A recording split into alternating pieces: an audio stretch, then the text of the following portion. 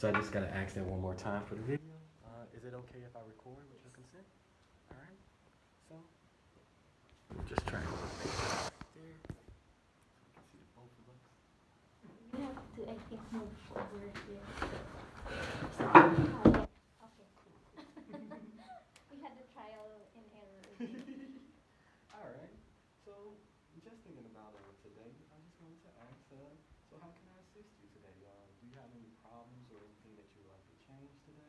Okay, so let me, I'll be talking about the company Mm-hmm. and specifically about the program that I want help on. Mm-hmm. So our company, we do a lot of the educational and cultural experience programs. So basically, I would say like travel education related programs. So every year we have about 200 students and young professionals coming here to the US to learn about either the US culture, American culture, and also um, get to see other things here that's different from their country, whether it's the education system or seeing the sights, all those things. So every year we run a summer program. We call it Explore Japan.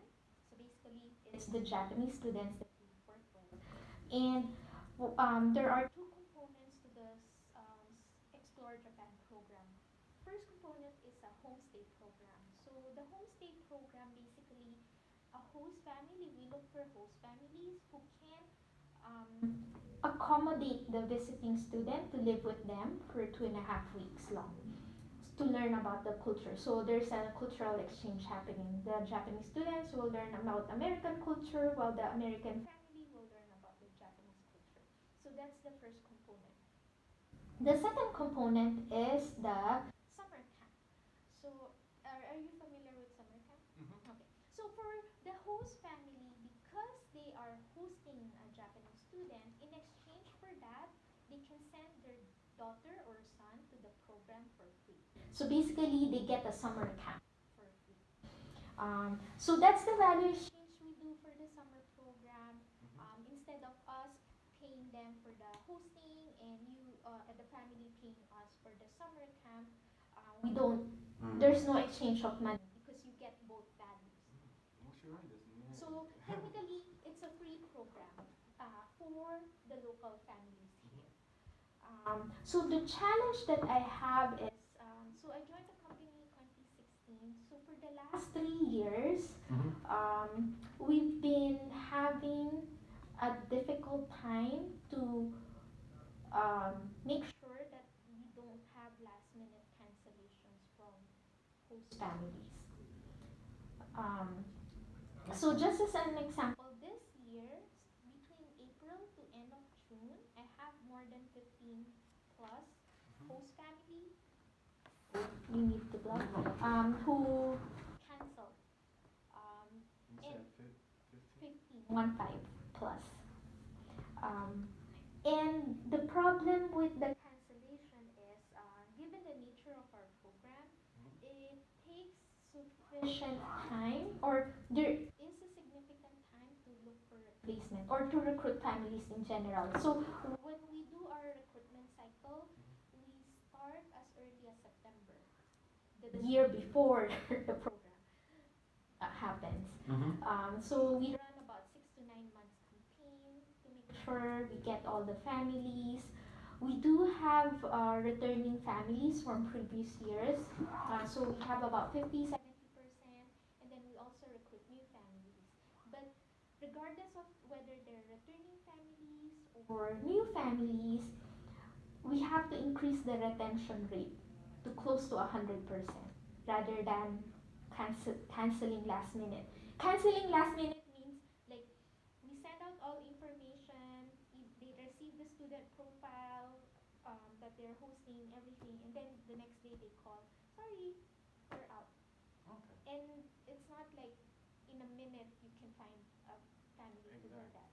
All right. Well, you gave me a lot, so I just want to make sure that we're on the same page real quick. So do you mind if I just summarize everything that you said? So right now, you work for an educational group, more so travel education and cultural education for international students. You're more specifically concerned about your Japanese exchange summer. in the summer.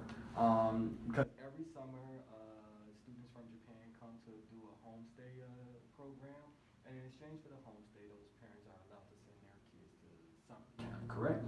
And your current challenge is through your work with them for the last 3 years, one problem that you did show was last minute cancellations. Within these cancellations of just this year, there's been 15 plus cancellations within the host family, correct? And so I just wanted to make sure about that. And then, so it takes about 6 to 9 months to do the full consumer journey. And your goal is to have a 100% retention rate for new families or just in For total? everyone. Okay. So my first question to this is your statement about the cancellations. 15 host families canceled. Now, is that 15 families that were supposed to house a student or 15 families that were coming from Japan No. with their And students? so everything, all the problem, the retention is here in the U.S. So the Japanese student is fixed. So we don't worry about so much about the Japanese student. Our worry is the retention rate here in the U.S. And so, with this, do you have any surveys or feedback from those homestays that canceled, saying why they canceled or what reasons? So basically, if you sum everything up, it's poor planning on their part. Rarely do we get cancellation because there's a family or someone passed away, Mm-hmm. or there's a family emergency, therefore they have to travel. Because I would say like Boston families, we do have um, immigrants. So a mix of immigrants. So for that situation, they do have to travel back home Okay. to whichever country they're originally from. So that happens, but very rare. Most of the reason why they back out is just poor planning. They double book themselves. Most of the time, it's like double book. I would say not most of the time. It's double booking period. Period. So they know the dates because before they sign up, they should know the dates. The dates are fixed. Um, the double booking happens is, let's say they set a vacation. It falls on the same or touches on some of the days of the program. Um, they scheduled one of their kids who's supposed to participate to another program, something like that. So the, basically, bottom line, poor planning. Okay. And They have the dates in advance, so usually even because our dates is fixed, even if it moves every year, the timing is always the same. so I want to, because it seems like you know the main problem, which is double booking. Mm-mm. And so how can we get rid of this double booking problem and translate that into 100% retention is our current goal as of right now, or at least figuring out a process to do that. So I have a question. What is your current process when it comes to following up with your host families? Like, do you just give them a fixed date and then wait 9 months, or is there like a structured follow-up plan? So, um, if you're a new host family, you go through several requirements that you need to complete. One is background check. We need to do that because they're hosting students that are not yet adults. Mm-hmm. We do home visit to make sure that the house is livable and safe. They have to submit documents like their profile as a family, their house rules, so we can share that with the visiting students. Mm-hmm. Once they complete all those requirements, we send them an acceptance letter that they have to sign. Mm-hmm. So once they sign, then they secure the spot. Um, for returning families, they don't have to go through the same documentation because they've already completed it. Mm-hmm. All we need to do to give them is the acceptance letter, which they have to sign as well. Okay. So all the acceptance letter, I need them to sign and send it back to me. So that's one part. We also run an early bird registration campaign Mm-hmm. and a referral rewards gift. So when we do early bird registration, depending on amount. So let's say you sign up January 31, you get 150 Amazon gift card. You sign up March 31, you get 75. So the tier goes down, Mm-hmm. but there's a reward for signing up early and securing the spot. Mm. So that's the idea is we want them to, as much as possible, to secure their spot as early as possible, and we reward them for doing that. So it's and I do apologize if I cut you off right there. Do you Yeah. have something else to say? No, do you No. have a question? Yeah. So it seems like what we've been going over is your host family acquisition, Mm. but it seems like your problem is in your host family retention. So is there any follow-ups that your company does after you send out that final acceptance letter and they Yeah, signed it? so I'm going through Yeah. that. So they get that the early bird. They also get the referral reward. So let's say they refer a family, Mm-hmm. then they also get that reward. So everything, all those information are put on the acceptance letter. Mm-hmm. So that's the first set of communication they will receive from us. So aside from completing the documents and whatsoever, so that's the official kind of closure to secure them. So once we secure them, we send them updates, whether it's social media or mostly email campaigns to get them excited about the upcoming program, reminding them whether the um, the host family orientation is on this date, or the next one is about this is about Japan, all those things. So trying to get them excited. So little information, and then in that information we also ask them for help to for referral help. So it's basically twofold. One is to get them excited. The other is, can you also help us? All right. So let's just go back to the summarizing part of what you told me. So your current plan when it comes to the host family, you deliver on fixed dates. You do background checks, home visits, and a family profile to get acclimated with who you're signing up for your host family. Once that preliminary qualifications are out of the way, you send them a acceptance letter with everything sufficiently in that, and then they have to sign to secure their spot. From that acquisition step, you then your current retention step is sending email updates to get them excited and any requests for referrals. Correct. So right here, it does still seem like there is a gap between your referral of your consumer journey. The reason why I say that is because everything that you've told me so far is how you acquire your host family. But nothing necessarily tells me how you're keeping your host family So, through the point. so the only thing we can keep them on is like reminding them, hey, the program is starting soon. Mm-hmm. They can always back up, even if they sign the documents. I mean, even So, if you want it to be binding mhm. and like sue them for backing out, at the end of the day, they're not going to participate. So why waste the energy and resources on that? So we focus on recruiting again. So here's the thing. That is a very valid concern. Even if there was legality to it, that would probably push more people from doing it than actually doing it. But there are other ways of making retention than just legality. So I have a question for you. These email updates with that gets them excited about these new events and stuff like that, or new programs or things that you're doing at your office to help supplement the host family. Are these required events or are they optional? I, sorry? Like, do you require your host families to come to all of these events, No, or are no, they it's optional? basically, it's just an email reminder. There's no event happening No. until summer.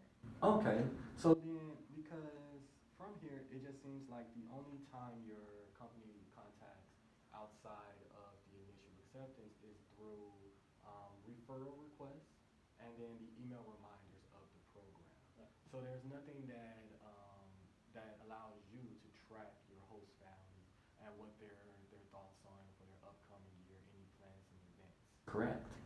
Yes, because the idea there is the reason why they would sign up and sign the acceptance letter is because they are available Mm-hmm. and can do that those dates. Um, And so, quick question: do you have a hired staff member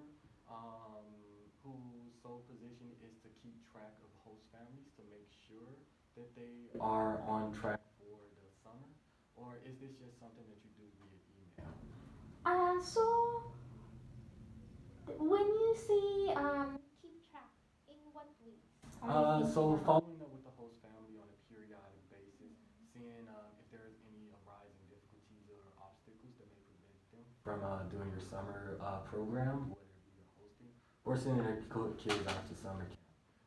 Finding someone who may be able to adequately express concerns of the company and concerns of your host families to the company may be beneficial. And so I just wanted to see if you actually have somebody in that So position. we don't do that, which is a good point. We do it more passively, so it's more like we send email reminders. So that's very passive rather Mhm. than what you're suggesting is more active thing. Yeah. Yeah, we So, don't do anything active. so quick question. As a company overall, the last 3 years that you've been working there, do you think that they would be willing to go for a more active pursuit of their Yeah, host family I rather think than a that's a passive? good suggestion. I think checking in with them in by call may help, but I don't know whether it will be 100%. But I think doing it more actively rather than passively Hmm. may increase the chances of having a higher retention rate. So let's go back to our goal, because our original goal was to figure out a process to give us 100% retention. Now, 100% retention, while it is a valid goal, is kind of a high goal as of what we are right now. Just because you did say 15 families did cancel, I would assume your retention rate is around 60%, correct? Yeah, the families that we secure on the last like anything that we secure from May to June are like 100% sure because it's almost It's last. it's the Like, ones previous. yeah, so the ones who sign up the from January to April, those are the ones that can be like All right. there's chances of backing out. So how about this for a goal? Instead of getting a 100% retention rate, let's set our goals to figuring out a process or system to equip us so that way we can get an adequate retention for our early bird arrivals. Because it seems like your late bird arrivals are the 100% retention rate. It's the ones that you actually get in January with the $175 gift cards that are ones that are dropping out. So figuring out a process for that may be a better goal than just setting for 100% retention.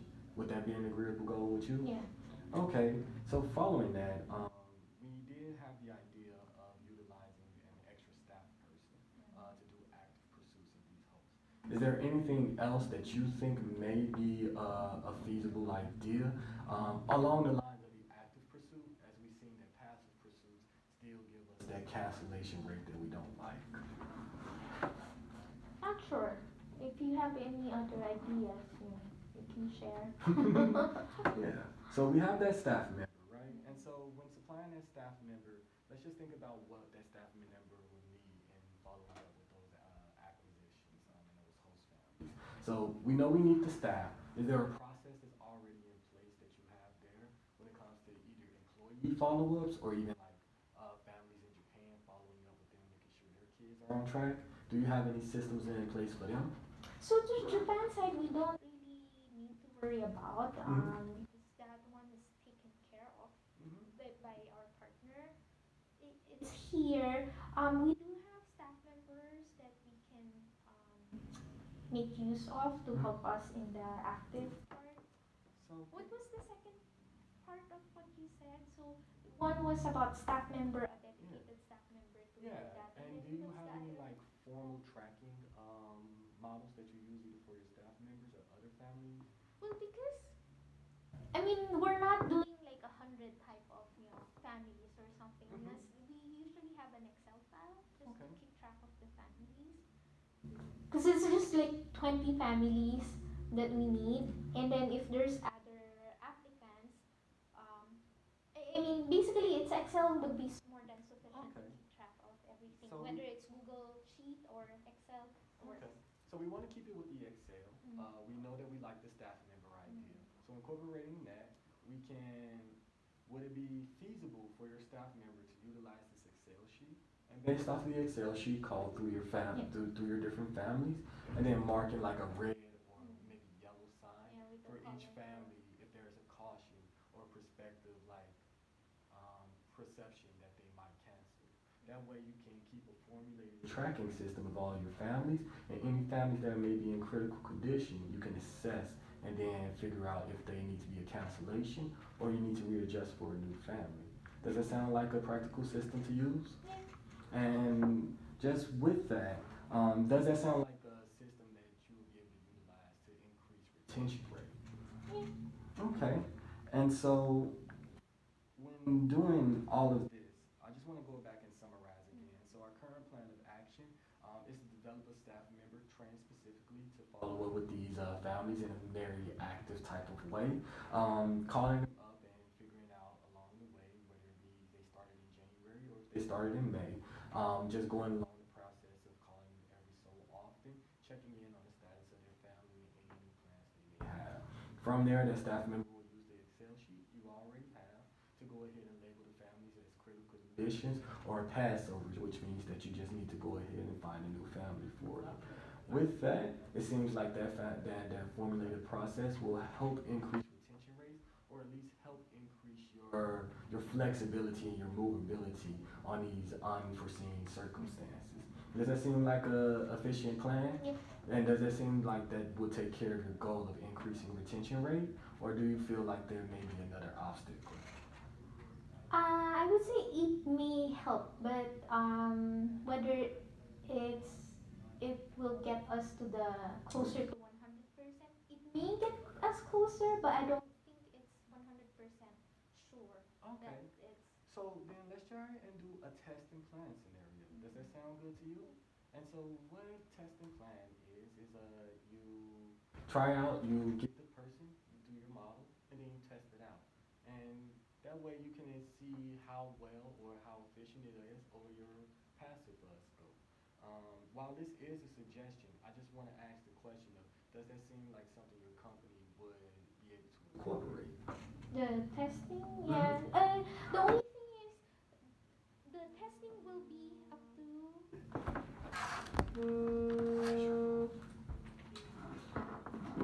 will be up to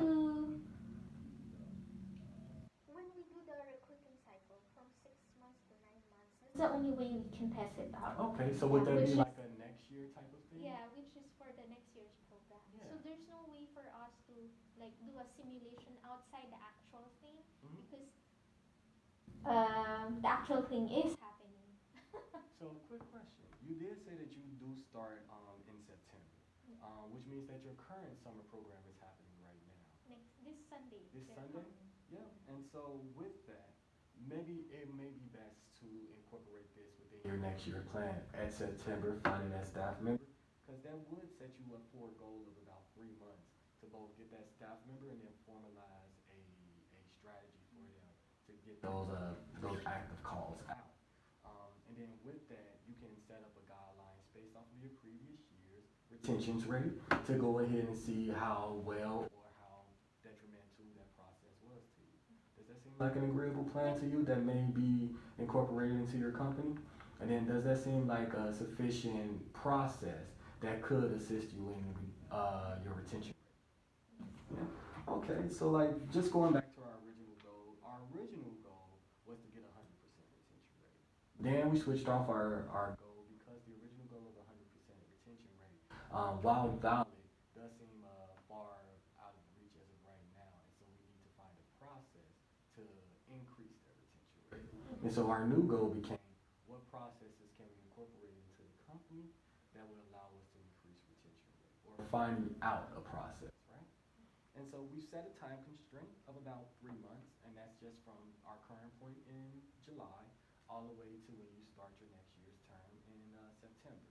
So within that 3 month process, we've already dictated steps of efficiency, finding the staff person, utilizing your Excel sheet with that staff person, teaching them how to go through it and do those active calls, and then formalizing a plan of action or a time of calling for each of these families. From there, it seems like we've already planned out that your staff member will label if they're they're in critical condition, or if they need to be replaced with another family. And then after that, you can do your analysis from year over year to see how your retention rates were perceived. Does that seem like a good plan and goal to you? Yeah. And do those steps seem very actionable to you? Yeah. Okay, though. And then outside of that, are there any other situations or obstacles that you may see preventing you from putting this on? No? Alright then. Well, it seems like we attained a goal. We figured out our plan of actions and our steps, and we have a 3-month plan to set everything up. So does that seem sufficient to you? Cool, cool. Well then, outside of that, I do hope that we all have a great summer and as they say in Japan, よろしくお願いします.